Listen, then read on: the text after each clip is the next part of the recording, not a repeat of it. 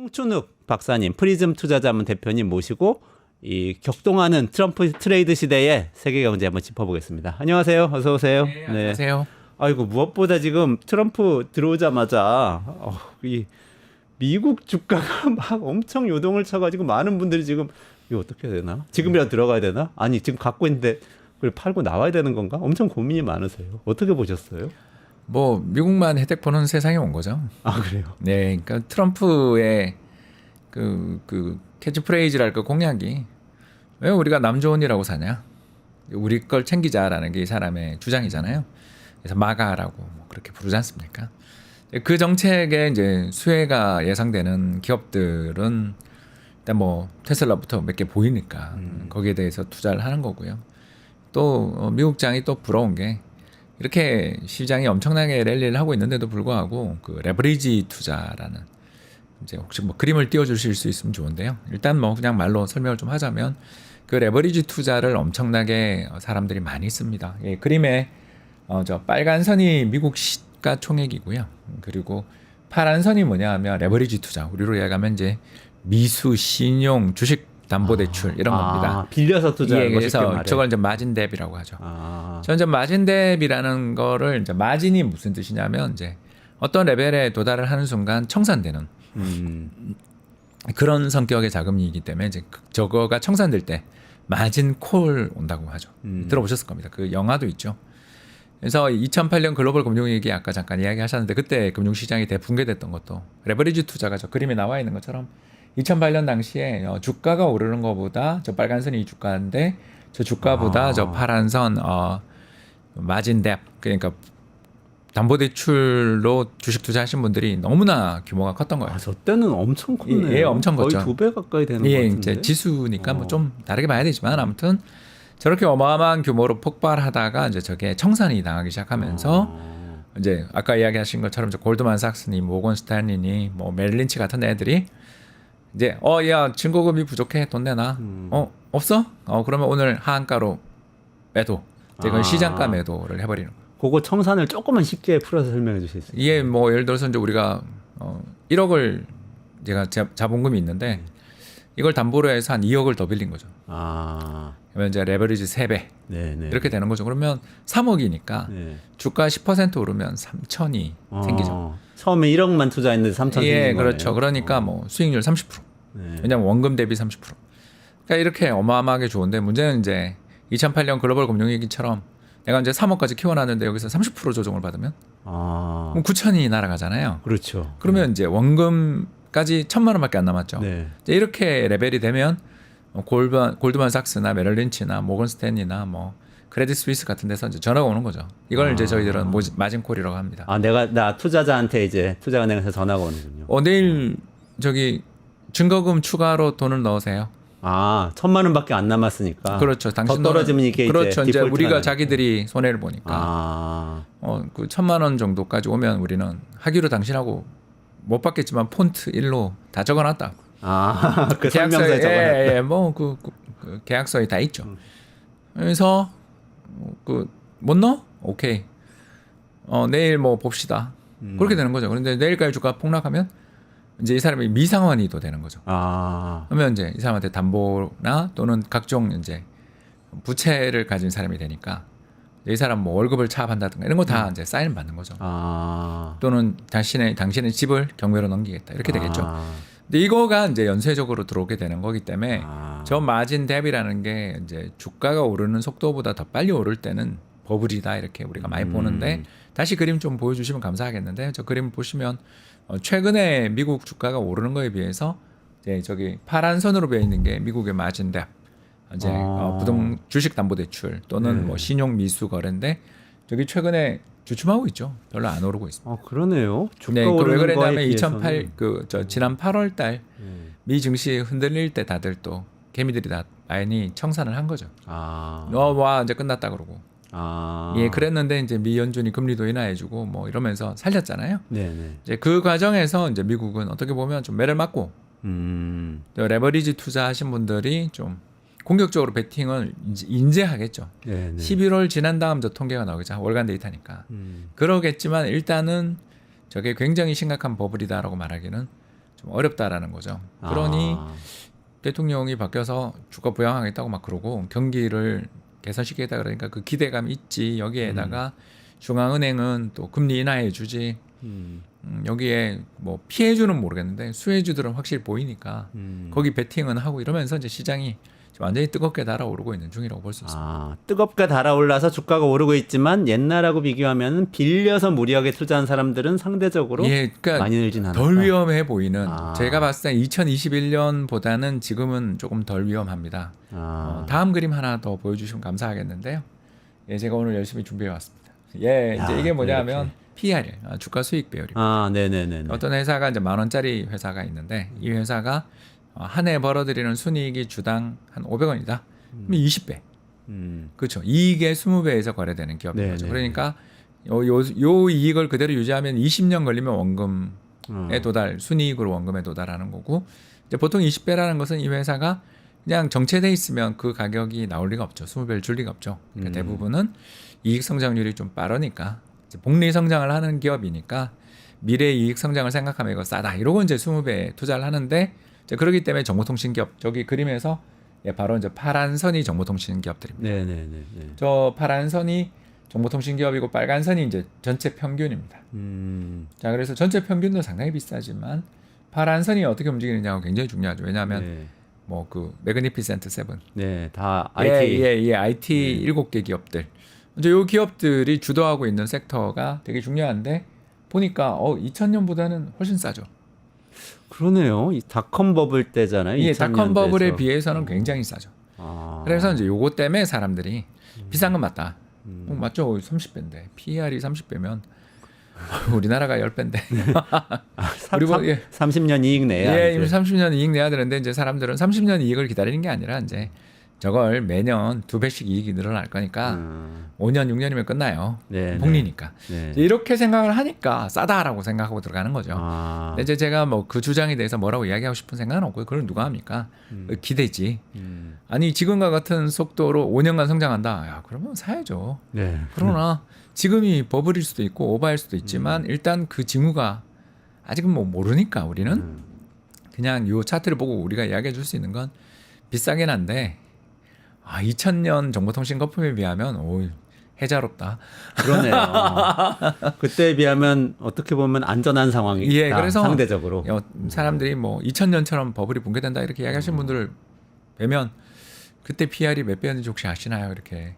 저는 그때 현직에 있었으니까. 네네네. 예, 그때 100배였다. 100배요? 예, 나스닥 100 지수가 100배였습니다. 이거는 야. 이제 전체 시장 지수고요. 아. 나스닥에 상장돼 있는 100대 기업들의 PR이 100배였습니다. 그러니까 그때 뜨던 기업들은 뭐 야후니 뭐 이런 예. 기업들이잖아요. 시스코니, 이베이. 이베이. 아. 그 넷스케이프. 기업들에 비하면 그러면 지금의 엔비디아나 뭐 여기는 구글이나 이런 데는 비교가 안 되죠.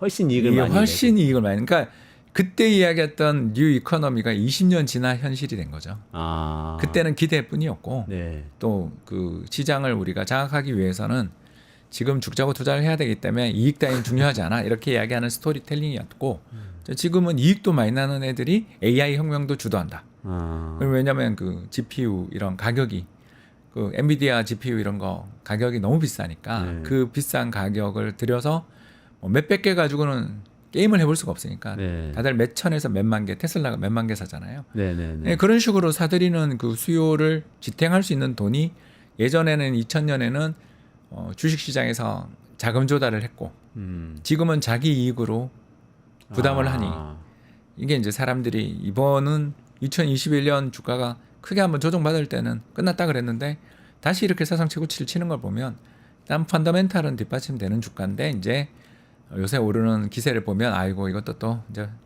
2021년 꼴 날 수도 있겠구나 싶은 부분은 좀 있죠. 네. 경계심은 좀 들지만 그때 저도 생각이 나요. 제가 그 닷컴 버블 그 당시에 저는 이제 경제부 기자로 그 증권 전문가들 많이 취재하고 다녔는데 그때는 이제 더 이상 이익을 보고 기업을 평가하면 안 된다 이렇게 얘기하는 분들도 있었어요. 그게 앞으로 이제 뭐. PDR이라고. 예, 프라이스 투 드림 레이쇼. 예, 2021년에도 우리나라 모 증권사에서 그런 정말 되도 않은 보고서를 써서 또 현혹하는 걸 보고 장이 끝났구나. 예, 그러고 그때 주식 다 팔아서 달러로 갔는데요.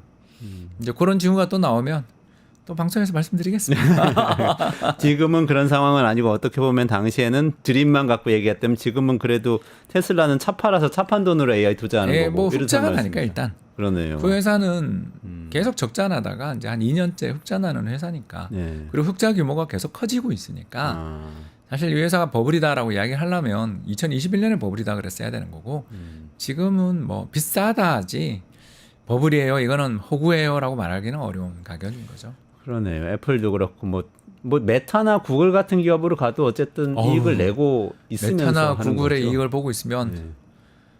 특히 요새 뭐 스레드라고 네네네네. 예 그래서 새로운 SNS 죠. 예, 메타가 정말 잘하는 것 같아요. 아, 사실 참 제가 싫어하는 회사인데 페이스북 경영하는 거 보고서 뭐 이렇게 엉망으로 운용을 할까 싶을 정도로 페이스북 솔직히 엉망이잖아요. 유저로서는 그렇죠. 예, 뭐 탑골북이라고 우리가 부르는데 예, 뭐 그 안 좋은 지역에 대한 이미지를 가질 수도 있기 때문에 이제 노인정이라고 부르는 그런 곳이 됐는데 그 보면 뭐 광고가 포스팅 2개의 광고 하나씩 올라오고 그 광고라는 것도 죄송하지만 어떤 그런 땡 매매를 연상시키는 캐슬 트레이딩을 연상시키는 그런 광고들까지 올라오는 거 보면서 아, 이 회사 망했구나 이런 생각했었는데 스레드 하는 거 보고 예, 저도 정말 놀랐어요. 그래서 와, 이런 회사들을 우리가 쉽게 평가하기가 어렵고 이 네트워크 인스타를 가지고 있다라는 이 강점이 얼마나 무서운가, 이 네트워크 효과라는 게 얼마나 무서운가. 장사를 하려면 여기서 할 수밖에 없는 그런 것들을 만들어 놓은 좌판을 너무 잘 만든 거기다 뭐 구글 같은 경우는 제미나이라고 요새 뭐 부르십니다만 일단 제가 봤을 때 제미니 같은 경우는 옛날 처음 쓸 때보다 굉장히 좋아졌잖아요. 그래서 요즘 정말 그 인공지능 이런 거에 대해서 관심 있는 사람들은 뭐 컴플렉시티도 있고 정말 쓸 게 너무 좋은 게 그리고 나날이 성능도 향상되고 저희들이 사용법도 익히고 하니까 와 이쪽은 정말 무궁무진하겠구나 그런 생각들을 정말 많이 갖게 되는 것 같아서 일단 허구에 올린 탑은 아니고 뭔가 밑에 탑은 좀 밑에는 든든한데 이제 야 그걸 감안해도 이건 좀 심하지 않냐로 이제 이야기를 해야 되는 상황 같습니다. 네네. 그래도 30배인데 30배와 100배는 또 큰 차이가 있기 때문에. 그것도 그렇고 그렇죠. 저 이익이 이렇게 늘어나면 네. 내년에는 15배가 되는 거잖아요. 아 그렇죠. 이익이 2배 늘면. 네. 그러니까 제 말씀은 이제 이거 가능하진 않다라는 걸 저도 인정하지만 일단 이익이 작년 올해 이익이 폭발적으로 늘어나는 기업들이 보이니까 네. 특히 얼마 전에 뭐 넷플릭스도 그랬고요. 그렇죠. 예, 흑백요리사 재밌었잖아요. 네네네. 이런 식으로 계속 뭔가 이제 끝났어 그럴 때마다 터지는 걸 보며 사람들이 이런 회사들을 함부로 이제 공매도를 치거나 매도 포지션을 잡는 건 무서워하다 보니까 이제 그러면 가는 거야 이렇게 돼버린 거기에 이제 연준의 실체까지 지난번 제가 나와서 이야기했으니까 넘어가겠습니다. 금리 인하를 너무 갑자기 해버린. 그것도 그렇지만 0.5는 네네. 정말 치명적인 실수가 될 수 있다. 지금 뭐 벌써 보여주고 있잖아요. 네, 기름을 부었네요. 예. 미국 증시에 대해서 홍 박사님 말씀을 정리해 보자면 일단 레버리지 상의 위험은 예전보단 빚내서 투자하는 비중이 2000년대 초반 닷컴 버블 때하고 비교하면 현저하게 줄었다.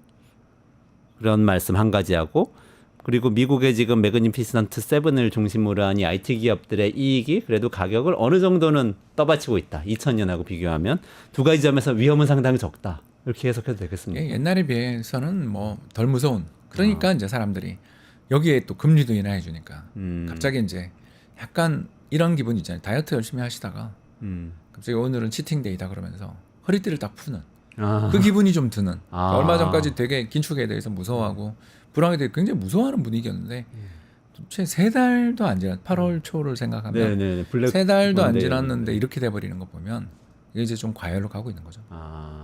어쨌든 지금 허리띠를 풀었다. 이런 말씀이세요. 올라타야 되는 거 아닌가 하는 생각을 하시는 분들이 많을 것 같은데 투자는 본인 책임하에 하시고요. 근데 지금 더 눈길을 끄는 건 사실 비트코인인데 가상자산 랠리가 계속되네요. 이건 어떻게 해석해요? 설명이 안 됩니다. 정말 도저히 설명이 안 됩니다. 이거에 대해서 저는 설명을 포기한 지 오래됐고요. 그래요? 이제 이 가상자산의 업계에 계시는 분들하고 제가 좀 사이가 나빠진 이유 중 제 주변에도 되게 투자를 많이 하고 있어서 사이가 나빠진 이유가 뭐냐면 당신이 그걸 몰라서 그래라고 자꾸 이야기를 하시는데 이것도 자산인데 자산이라는 것은 결국 어떤 다른 자산과의 연관 그리고 두 번째는 현금 흐름 아까 이야기했던 것처럼 기업들의 순이익 미래 성장성 이런 걸로 우리가 설명을 해야 되는데 가상자산은 그게 없거든요. 그림 한번 보여주시면 감사하겠습니다. 네, 장기금리하고 비트코인. 네. 예, 그렇습니다. 이게 얼마나 놀라운 차트냐면 1000배입니다. 1000배. 오른쪽에 1000이라는 글자가 잠깐 사라져 보이는데요. 그러니까 이 가상자산에 사람들이 열광하는 건 저는 이해합니다. 왜냐하면 이게 0.01이 83,000이 됐는데 여 뒤에 1000이 생략된 거니까. 저게 지금 파란 선이 비트코인 가격인 거죠. 예, 그래서 한 빨간 칸 한 선이 칸이 이제 그 지수로 올라오는 네네네. 그러니까 수익률 기준으로 해서 정렬한 것입니다. 네, 그래서 네. 보시면 알겠지만 2010년부터 이 시계열이 존재하는데 2020년까지가 10,000배 더 난 거니까요.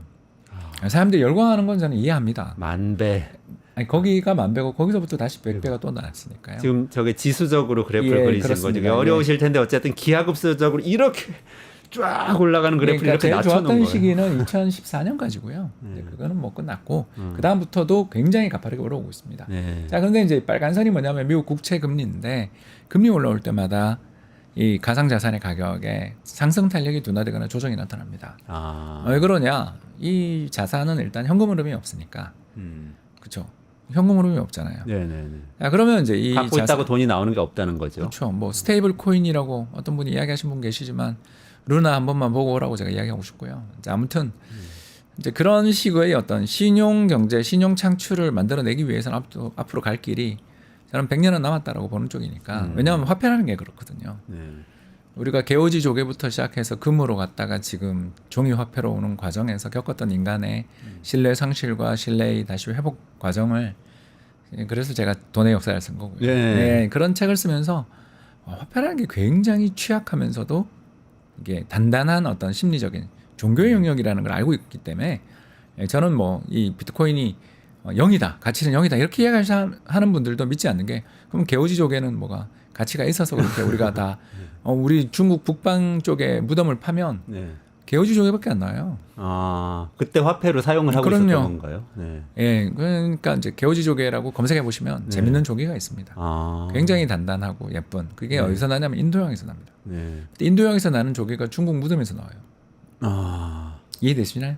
그러니까 뭔가 종교적인 영역인 거지 이건. 그럼 그 영역을 다 커버하는 화폐 역할을 했다는 했겠죠. 뜻인가요? 근데 무역도 하고. 예, 그런데 이제 그걸 무덤에 넣은 거 보면 지금 우리가 금으로 보는 그러네요. 다이아몬드로 보는 거였던 거죠. 그러니까 조개 10개 드릴 테니까 밀 한 포대 주세요. 아니, 뭐 집 밀 정도, 주세요. 예, 집이죠. 거기. 집 주세요. 그 정도로 그 보여집니다. 정도로 됐다. 예, 그만큼 뭐라고 할까요? 이렇게 지표 화폐예요. 이게 오수전이 나왔다. 예를 들어서 그러면 저 한나라 때구나. 이렇게 우리가 아는 거고, 반날 검 화폐가 나왔다. 전국 시대구나. 이렇게 알 수 있는 것처럼 그 이전에는 개오지족이거든요. 근데 그러니까 우리나라 원화는 돈이란 건 국가가 한국은행이 이렇게 딱 승인해 주니까 우리가 믿고 쓰는 거잖아요. 개오지족에도 그때 뭐 왕이나 누가 이렇게 아니요. 승인해줘서 그런 게 없는 거죠. 그게 없는 거죠. 그런데 쓰인 거죠. 예. 그러니까 이걸 보면 우리가 한 가지를 알 수 있는 거예요. 화폐는 신앙의 영역이었던 거죠, 옛날에는. 적어도. 이제 그렇게 보면 저는 이게 가치가 있다 없다라는 논쟁에서 일단 비켜 나갈 수 있는 게, 이걸 좀 화폐라고 믿는 사람이 많으면 화폐가 되는 거예요. 그거는 인간 세상은 다 그런 거고요. 이제 두 번째, 그러면 이 화폐라고 믿고 싶은 것의 가치들을 좌우하는 요인은 뭐냐? 그럼 내재 가치는 우리가 모른다고 그랬고, 채굴 이렇게 이야기하는데 암만 공부해봐도 잘 모르겠고요. 그게 왜 된다는 건지, 요새 전력 요금이 빠지면 그러면 비트코인 가격은 떨어져야 되는 건지, 셰일 오일 혁명을 일으키면 가격이 떨어져야 되는 거 아닌지. 그러네요. 그렇죠. 네. 그러니까 그렇게도 볼 수 있다라는 거죠. 그래서 저는 좀 말도 안 되는 설명이고, 결국 남아 있는 설명은 대체제. 예, 그러니까 이제 새로운 기존에 있던 화폐 시스템을 대체하는 존재로 보면 설명이 가능한데, 그러면 기존에 있던 화폐 시스템의 매력은 뭔가? 금리죠. 네네. 예, 정부가 지급 보증해주는 은행에서, 왜냐하면 예금 보험을 해주니까 예금 보험 해주는 은행에서 지급해주는 이자율, 정부가 발행한 채권 종이 쪼가리에 대해서 정부가 군사력으로, 발권력으로, 행정력으로 인정해주는 금리, 그게 국채금리잖아요. 그럼 국채금리가 올라갈 때 가격도 저렇게 변동성이 말도 못하잖아요. 네. 변동성이 말도 못하는 저런, 그리고 현금 흐름도 없는 자산을 그냥 저게 미래의 달러가 될 거라는 믿음으로 투자를 하는데, 그 믿음에 대해서 우리가 꼭 너무 베팅해야 되나? 딴 데 좀 다른 지갑을 차면 안 돼? 이런 생각을 가질 수 있는 거죠. 네. 그렇기 때문에 시장 금리가 올라갈 때마다 상승 탄력들이 둔화됩니다. 그런데 지금 미국 국채 금리가 미친 것처럼 오르고 있는데 네. 4.5까지 왔잖아요. 네. 근데 오르거든요. 그러게요. 예, 그거는 뭐의 영역이냐? 트럼프의 영역인 거죠. 트럼프가 증권감독위원회 위원장을 해고하겠다. SEC 위원회 위원장이 왜 해고되냐면 이 사람이 그 비트코인이나 이더리움을 비롯한 각종 여러 가지 가상화폐에 대한 규제를 굉장히 타이트하게 하는 사람이에요. 네네. 예, 그런 쪽에 있는 입장인데 이 사람 잘라버리겠다. 그리고 이제 자기 친한 사람을 SEC 증권감독위원회 위원장으로 앉히겠다 그러면 이 비트코인 관련돼 있는 상품의 개발이 엄청나게 쉽게 해서 비트코인 커버드 콜도 나올 수 있는 거잖아요. 그러네요. 요새 커버드 콜 상품들이 네네네. 인기잖아요. 그런 것처럼 이제 수많은 옵션 거래 상품들까지도 아. 시장에서 엄청나게 자유롭게 거래가 지금 선물만 거래되는데 네네. 선물, 현물 ETF만 있는데 각종 이제 이런 것들을 넣어놓은 다양한 종류의 옵션이 가미된 다양한 상품들이 앞으로 나오게 되는 거고요. 이렇게 나오게 되면 어떻게 되겠어요? 유동성이 커집니다. 그러니까 우리가 왜 이런 식으로 그 얼마 전 비트코인 ETF의 상장에 그렇게 관심이 많았냐면 우리가 솔직히 말해서 거래소를 믿을 수가 없을 때가 되게 많고 실제로 많이 없어졌죠. 네네. 가상화폐 거래소. 예, 그렇죠. 그리고 거기서 어떻게 우리께 해킹당한 이야기도 되게 많이 들으셨을 겁니다. 그렇죠. 맞아요. 뭐 북한의 사이버 전사님들이 해킹한다 그러잖아요. 네. 자, 이걸 보면 안정성이 굉장히 떨어지고 신뢰할 수 없는 곳에 있는 걸 믿고 거래할 수가 없잖아요. 그럴 때 어떻게 합니까?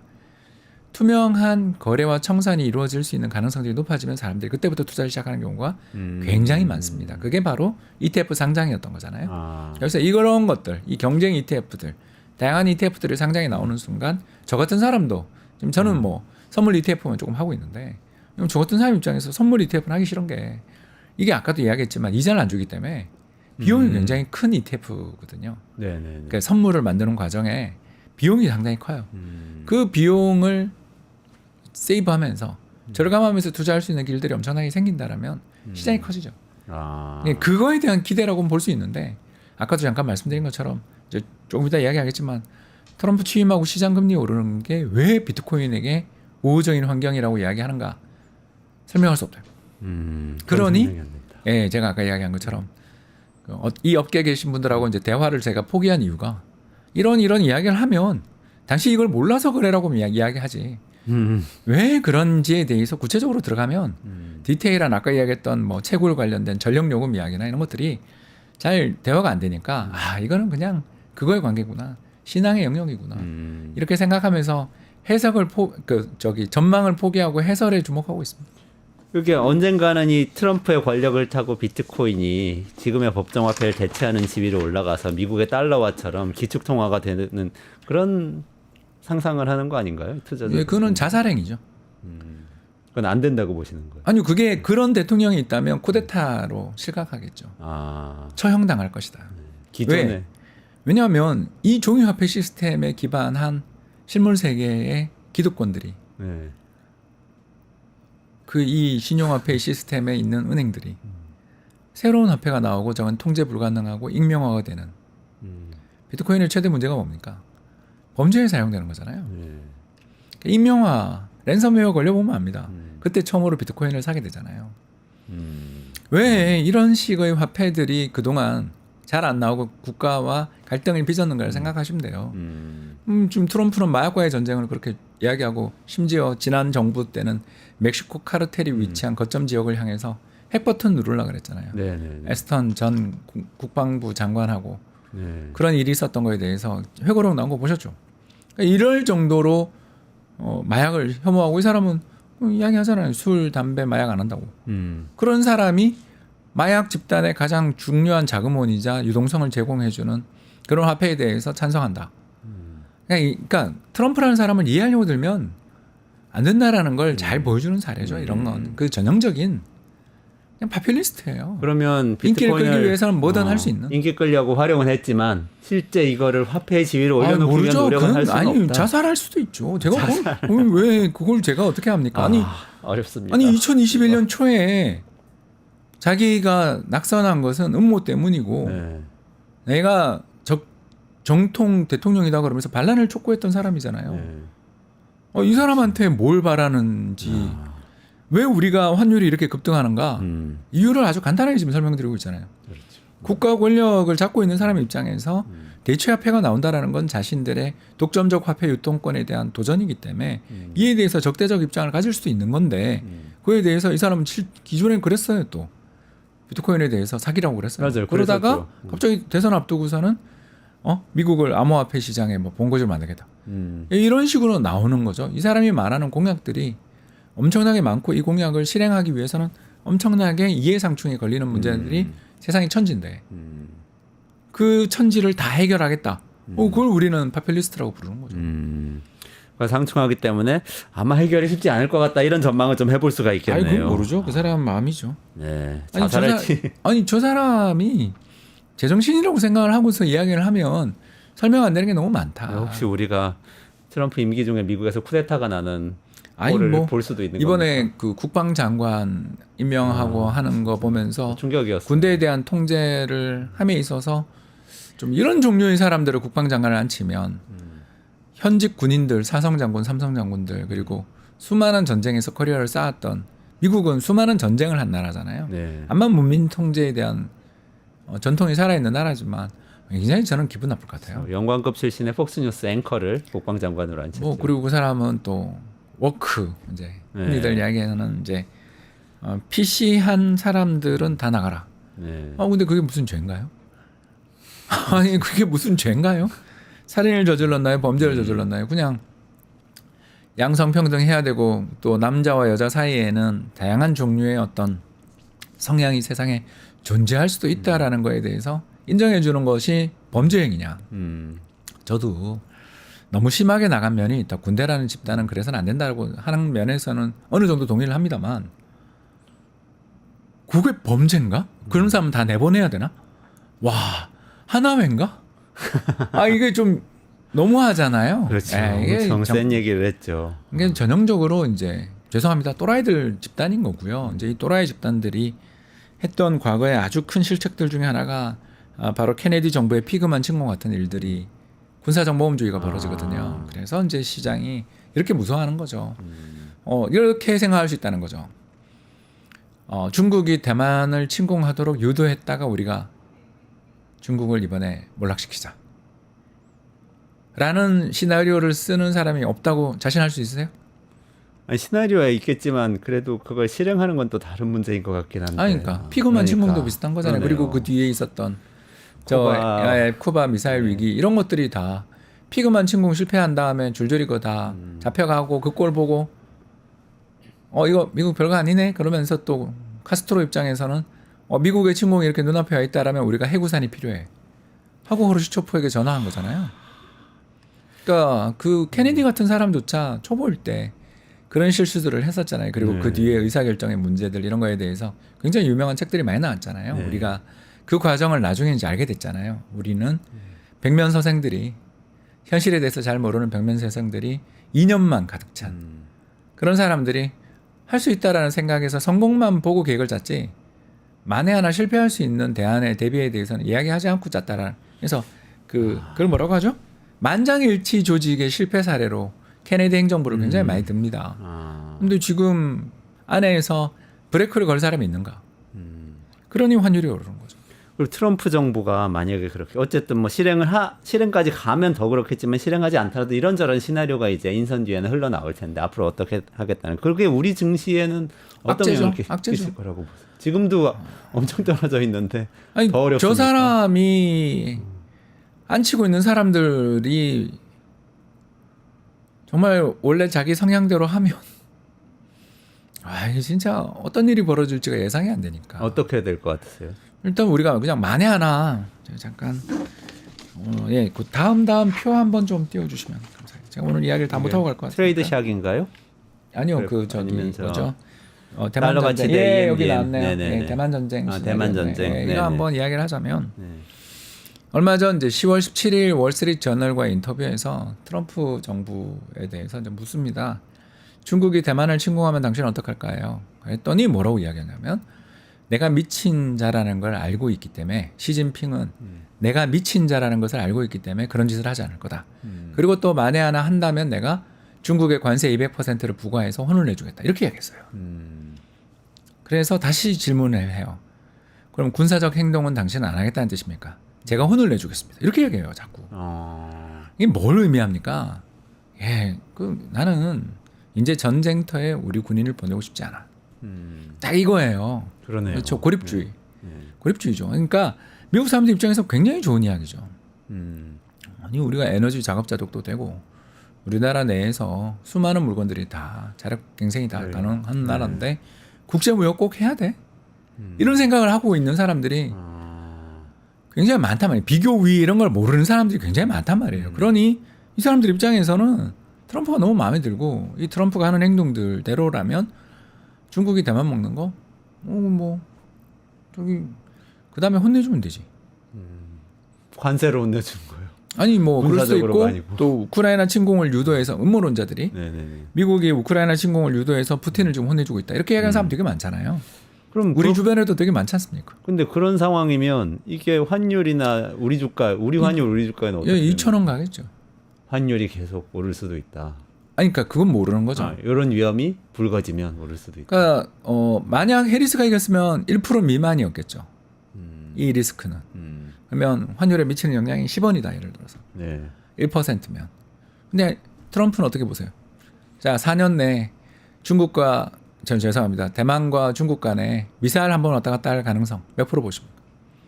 자, 이게 사람마다 다를 텐데. 1%보다는 높을 것 높죠. 같아요. 네. 한 10% 된다고 네. 하면 환율 100원은 올라야죠. 이 리스크를 지고 있는 글로벌 투자자 입장에서는 한국 원화를 꼭 사야 됩니까? 아니 소장님 같으면 사시겠어요? 안 사죠. 안 삽니다. 저기서 미사일 왔다 갔다 하면 한반도에 또 어떻게 될지 알 수 없는 일이니까. 그리고 대만 사야 됩니까? 안 사겠죠, 당연히. 중국도 사야 됩니까? 중국 더 안 사겠죠. 필리핀 사야 됩니까? 그럼 다 베트남 사야 빼겠네요. 됩니까? 다 빼겠어요. 그래서 최근에 아시아 통화가 대폭락 중이에요 지금 다. 심지어 인도 루피마저 폭락 중입니다. 우리만 원이 1,400원 간 게 아니고요. 다른 통화 엔도 지금 152, 153 뚫었고요. 다 달러에 대해서 아시아 통화가 죄다 다 폭등입니다. 환율이.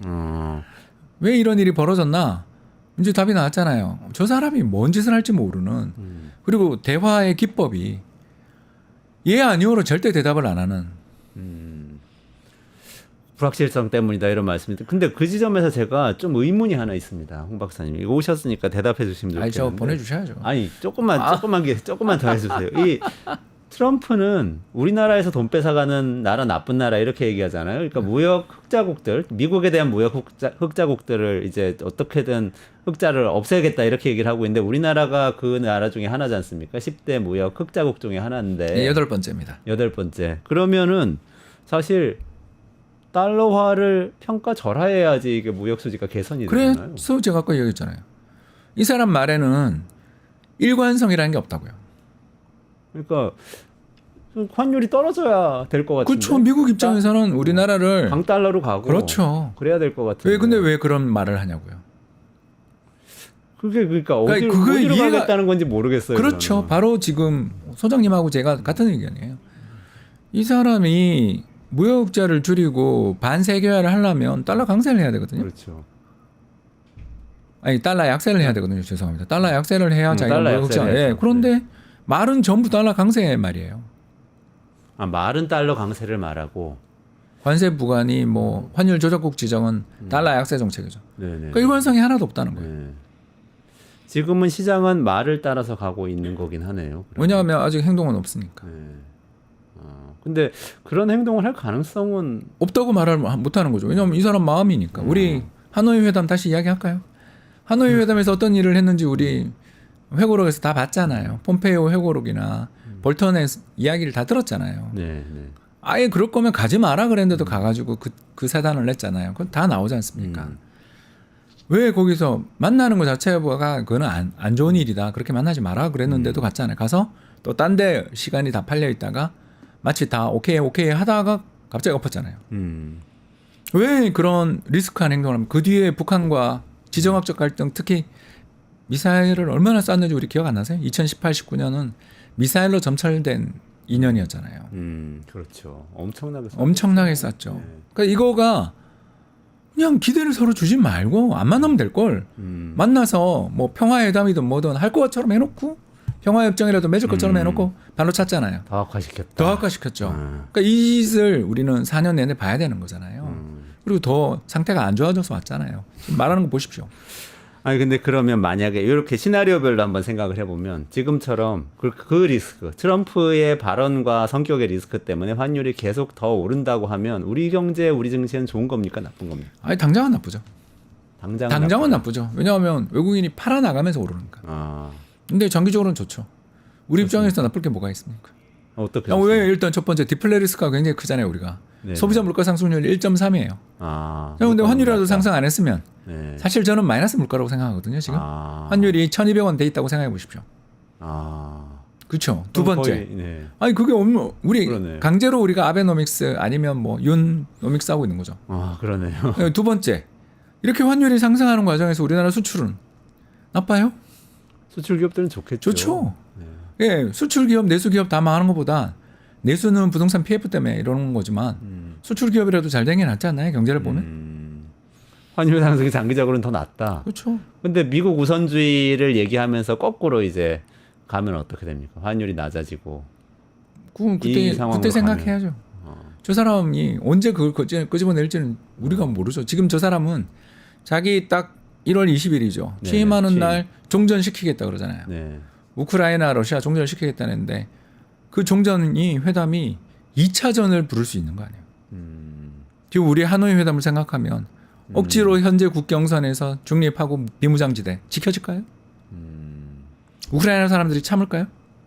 저는 우크라이나 사람 입장이 돼야 된다고 생각하거든요. 거기 민주주의 국가이기 때문에 대통령 탄핵감이에요. 저 이거 종전을 받아들이면 저는 그렇게 생각해요.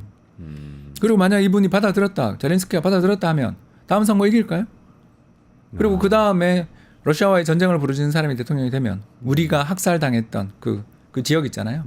수백 명의 사람들이 죽거나 묶인 채로 학살당하고 강간당했던 그 지역들 이야기를 하면서 내가 복수하겠다 그러면서 게릴라전 하면 어떡할 겁니까? 그럼 리스크가 훨씬 더 크죠. 네, 전쟁 리스크가 더 커질 수 있겠네요. 무슨 뭐 종전을 오늘 시킨다. 정말 파퓰리즘이죠. 네. 그 사이에 쌓여 있는 수백만의 사람이 죽고 다치고 끌려가고 피해를 입고 강간당했는데 그에 대한 상처에 대한 이야기는 아무것도 없고 내가 가서 둘 다 친하다. 합의. 그러면 2차전일. 바로 2차전이죠. 제가 봤을 땐 바로 2차전입니다.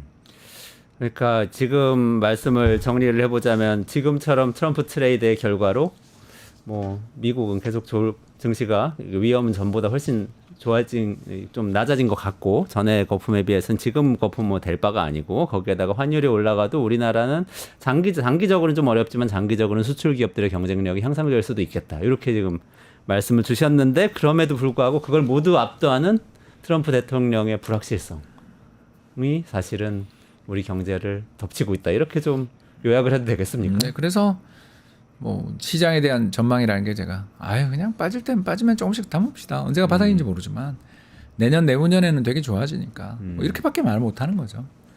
그래서 전문가들이 이렇게 요새 무력감을 느끼는 시기. 근데 우리 증시도 그렇습니까? 우리 증시도 계속 떨어지는데 담을 때 되면 담아도 되는 겁니까? 저는 담고 있습니다. 아, 그렇군요. 알겠습니다. 네. 거기까지 이제 희망의 말씀을 듣고 오늘은 좀 보내드려야 될 것 같은데요.